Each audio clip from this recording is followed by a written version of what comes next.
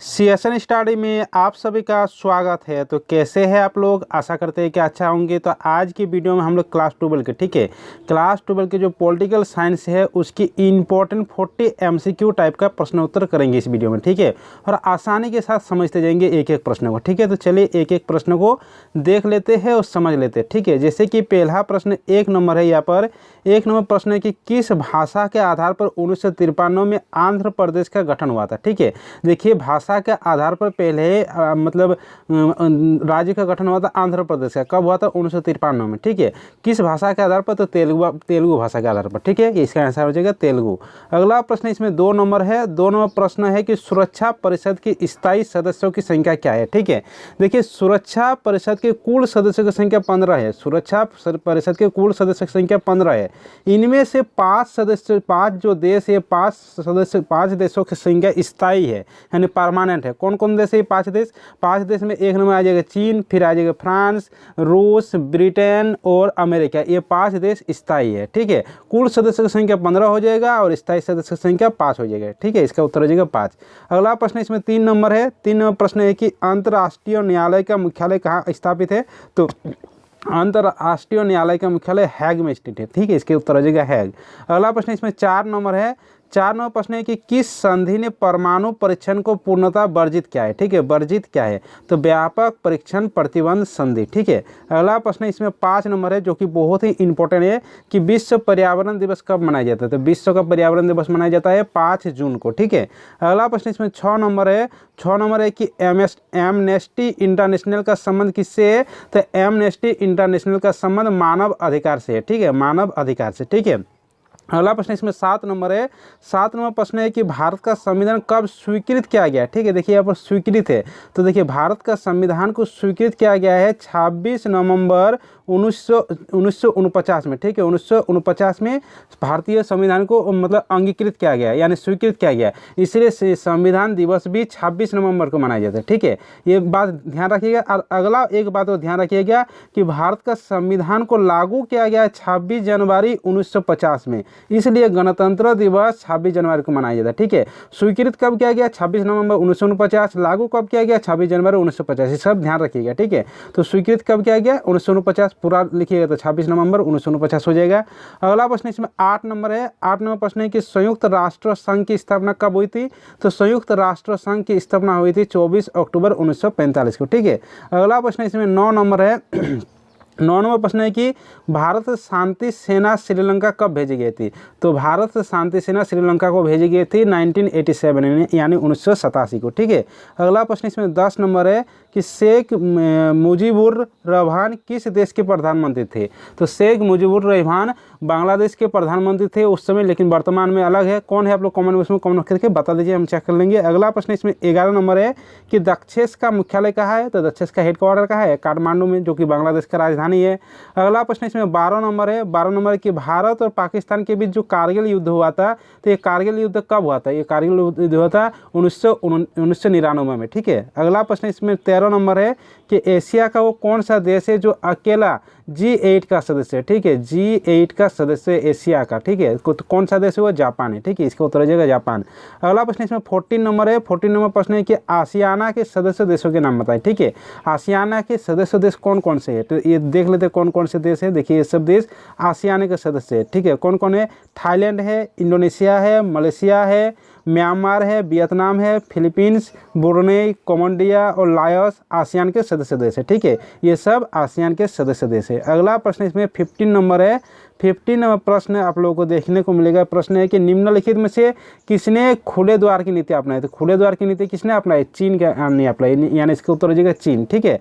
अगला प्रश्न इसमें 16 नंबर है। 16 नंबर प्रश्न है कि किस अमेरिकी राष्ट्रपति ने नए विश्व व्यवस्था का चित्र प्रस्तुत किया? तो नए विश्व व्यवस्था का चित्र प्रस्तुत किया जॉर्ज बुश ने, जो कि अमेरिका के राष्ट्रपति थे एक समय। अगला प्रश्न इसमें 17 नंबर है। 17 नंबर की कुवैत पर किस राज्य ने अवैध कब्जा कर लिया था? ठीक है, कुवैत पर अवैध कब्जा कर लिया था किस देश ने? इराक ने। तो इसका उत्तर हो जाएगा इराक। ठीक है। अगला प्रश्न इसमें 18 नंबर है कि जर्मनी का एकीकरण कब हुआ था? तो जर्मनी का एकीकरण हुआ था 1990 में, यानी 1990 में। ठीक है। अगला प्रश्न इसमें 19 नंबर है। 19 नंबर प्रश्न है कि प्रथम गुट निरपेक्ष शिखर सम्मेलन कहाँ हुआ था? तो प्रथम गुट निरपेक्ष शिखर सम्मेलन हुआ था बेलग्रेड में। कहाँ पर हुआ था? बेलग्रेड में। ठीक है। अगला प्रश्न इसमें है 20 नंबर। 20 नंबर कि भारत चीन युद्ध किस वर्ष हुआ था? तो भारत और चीन का युद्ध 1962 में, यानी 1962 में हुआ था। अगला प्रश्न इसमें 21 नंबर है कि योजना आयोग का किस वर्ष उन्मूलन कर दिया गया था? ठीक है। उन्मूलन यानी किस वर्ष समाप्त किया गया था? ठीक है। तो देखिए, योजना आयोग की गठन किया गया था 1950 में, यानी 1950 में। 1950 में योजना आयोग का गठन किया गया था। लेकिन जब नरेंद्र मोदी की सरकार आई तो नरेंद्र मोदी की सरकार ने 2014 में योजना आयोग को समाप्त कर दिया और उसके स्थान पर 1 जनवरी 2015 में समाप्त कर दिया 2014 में, 1 जनवरी 2015 में नीति आयोग लाया गया। ठीक है। तो योजना आयोग को किस वर्ष उन्मूलन कर दिया गया? 2014 में। अगर वो प्रश्न आएगा कि नीति आयोग का गठन कब हुआ? तो 2015 में। अगर योजना आयोग का गठन कब हुआ? तो 1950 में। सभी तरह का उत्तर हो जाएगा। देखिए, एक प्रश्न में आप लोग का 3 से 4 प्रश्न का उत्तर हो जा रहा है। अगला प्रश्न 22 नंबर है कि किस देश द्वारा नाटो का नेतृत्व किया गया था? तो यूएसए यानी अमेरिका के द्वारा नाटो का नेतृत्व किया गया था। अगला प्रश्न इसमें 13 नंबर है कि सोवियत संघ के अंतिम राष्ट्रपति कौन थे? सोवियत संघ यानी कह सकते हैं रूस, तो कौन थे? Mikhail Gorbachev. ठीक है। अगला प्रश्न इसमें 24 नंबर है। 24 नंबर प्रश्न है कि यूरोपीय संघ की स्थापना कब हुआ? तो 1992 में, यानी 1992 में। अगला प्रश्न इसमें 25 नंबर है कि सूचना का अधिकार किस वर्ष लागू किया गया? तो 2005, यानी आरटीआई किसी भी व्यक्ति को मतलब सरकार की तरफ से उसको इन्फॉर्मेशन यानी राइट टू इन्फॉर्मेशन लेने का अधिकार है सभी व्यक्ति को। ठीक है। तो ये कब लागू किया गया था? 2005 ईस्वी में। अगला प्रश्न इसमें 26 नंबर है कि सन 1991 में नई आर्थिक नीति लागू करते समय भारत के वित्त मंत्री कौन थे? तो उस समय भारत के वित्त मंत्री थे मनमोहन सिंह। ठीक है। और प्रधानमंत्री कौन थे? आप लोग कमेंट बॉक्स में कमेंट करके बताइए। ठीक है। ये तो था वित्त मंत्री 1991 में। अगला प्रश्न इसमें 27 नंबर है कि मंडल कमीशन रिपोर्ट की सिफारिश को किस प्रधानमंत्री ने लागू किया था? तो बीपी सिंह ने लागू किया था मंडल कमीशन रिपोर्ट को। अगला प्रश्न इसमें 28 नंबर है। 28 नंबर है कि चिपको आंदोलन के संस्थापक या प्रवर्तक मुख्य नेता कौन थे? तो चिपको आंदोलन, देखिए चिपको आंदोलन क्या होता है क्या हुआ था उस टाइम पर? चिपको आंदोलन ये हुआ था कि उस टाइम पे पेड़ों की कटाई बहुत जोर शोर से हो रहा था। ठीक है। पेड़ों की कटाई बहुत जोर शोर से हो रही थी। तो एक व्यक्ति थे जो सुंदरलाल बहुगुणा थे, तो वो क्या कहते हैं कि पेड़ को चिपक कर, वो मतलब इस तरह का पेड़ थे, वो पेड़ को चिपक कर रह गया था कि पेड़ को काटने नहीं देंगे। तो इसी तरह वो उसके समर्थक में बहुत सारे लोग जुड़ गए उसके साथ। तो इस तरह का एक आंदोलन हुआ था पेड़ को बचाने के लिए। ठीक है। यानी पर्यावरण को बचाने के लिए। तो इसके संस्थापक कौन थे? तो सुंदरलाल बहुगुणा। ठीक है। अगला प्रश्न इसमें है 29 नंबर। 29 नंबर प्रश्न है कि ताड़ी विरोधी आंदोलन किस राज्य से संबंधित है? तो आंध्र प्रदेश से। ठीक है। आंध्र प्रदेश का राजधानी कहाँ है? उसमें कमेंट करके बताइए, चेक कर लेंगे हम। अगला प्रश्न 30 नंबर है कि 1977 में जनता पार्टी के शासन के प्रधानमंत्री कौन थे? तो कौन थे उस टाइम पर? मोरारजी देसाई जी थे। अगला प्रश्न 31 नंबर है कि संपूर्ण क्रांति का नारा किसने दिया था? जयप्रकाश नारायण ने दिया था। अगला प्रश्न 32 नंबर है कि 1969 में कांग्रेस के विभाजन के समय उसका अध्यक्ष कौन था? तो कांग्रेस के विभाजन के समय अध्यक्ष कौन था? यहाँ पर निज लिंगपा। ठीक है। अगला प्रश्न 33 नंबर है कि कांग्रेस का विभाजन किस वर्ष हुआ था? तो 1967, यानी 1967 में। अगला प्रश्न 34 नंबर है। प्रश्न क्या है? प्रश्न है कि देशी रियासतों के शासकों को दिए जाने वाला पूर्वी पर्स किस वर्ष समाप्त कर दिया गया था? तो कब समाप्त किया गया? तो 1971 में। ठीक है। अगला प्रश्न इसमें 35 नंबर है। 35 नंबर प्रश्न है कि गरीबी हटाओ का नारा किसने दिया था? तो गरीबी हटाओ का नारा दिया था इंदिरा गांधी ने। ठीक है। इंदिरा गांधी ने गरीबी हटाओ का नारा दिया था। कौन सी पंचवर्षीय योजना में? अगर प्रश्न पूछते कि कौन सी पंचवर्षीय योजना में, तो 5वीं पंचवर्षीय योजना में गरीबी हटाओ का नारा दिया गया था। और उस टाइम प्रधानमंत्री थे इंदिरा गांधी, इसलिए नारा इंदिरा गांधी के द्वारा दिया गया था। ठीक है। अगला प्रश्न 36 नंबर है 36। ऑपरेशन फ्लड का संबंध किससे है? तो दूध उत्पादन से ऑपरेशन फ्लड का संबंध है। अगला प्रश्न इसमें है कि हरित क्रांति के जनक कौन है?